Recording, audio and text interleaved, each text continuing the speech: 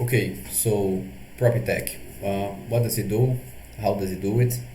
I wanted to start with the general architecture, just to give a high level overview on how it works.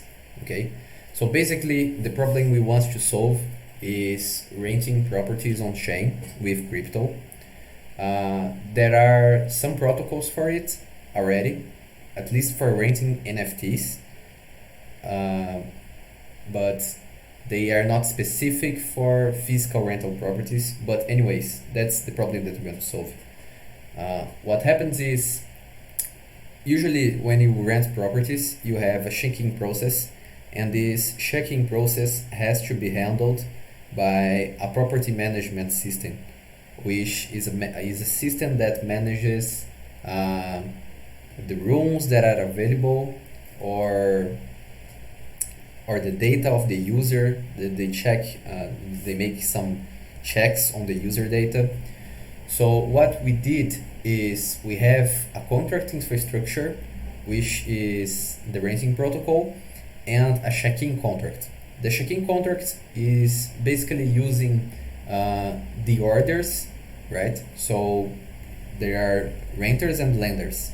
The lenders can create rental orders which establish their property as a rental in the rent protocol that they chose in their smart contracts, right? And then the renters are going to buy that rental property for some period, and the check-in can check that order specifically to check some off-chain data and validation against it, and give a status of checking of either approved based on the off-chain data of the PMS system, or disapproved. So, for example, the renter should arrive at the place that he's renting. He does a check-in, or he makes a check-in previously. That's also common in those renting systems. And this checking can do a bunch of things, like it can make assign NFC cards to access the rooms. It can do the KYC to check, I don't know, if the user, if the renter gave his passport, in case if it is a hotel, or if the check-in dates are correct, right? So all of those steps, they are executed off-chain, but they are fed on-chain into the contract, right?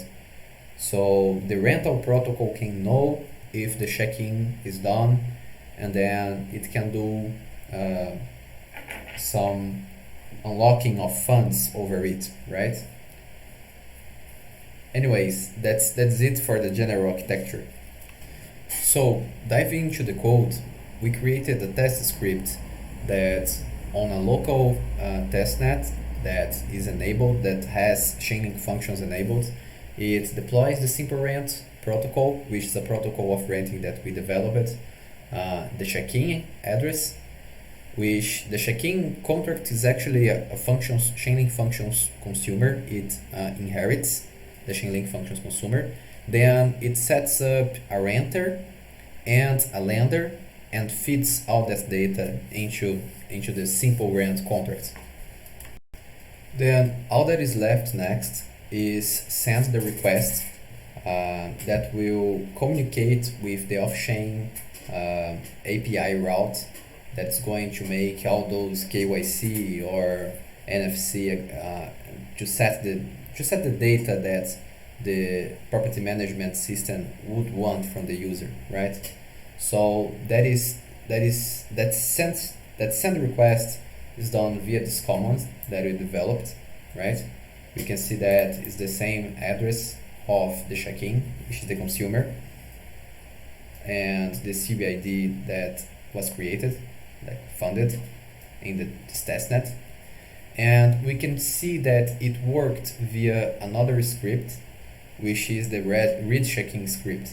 This read checking script basically just reads a status, right? In the check-in contract, if this status is 1, it means that it was approved and 2 it means it was disapproved, so we can see that it was approved. The code that is being run, that is also important to notice, is just this code. It delegates the status validation to the Next.js application that we developed. Over there, it has a few examples of what it can do. It could handle like the check-in, like it could do a KYC over the data, checking the address of the user in the rent protocol, and then checking if there is a user which owns that address, so the data matches for a KYC for a local property renting, right? And then yes, that is an example that we have. Okay, so yeah, that's basically it. Yeah, checking in properties and allowing contracts to integrate with property management systems that are already working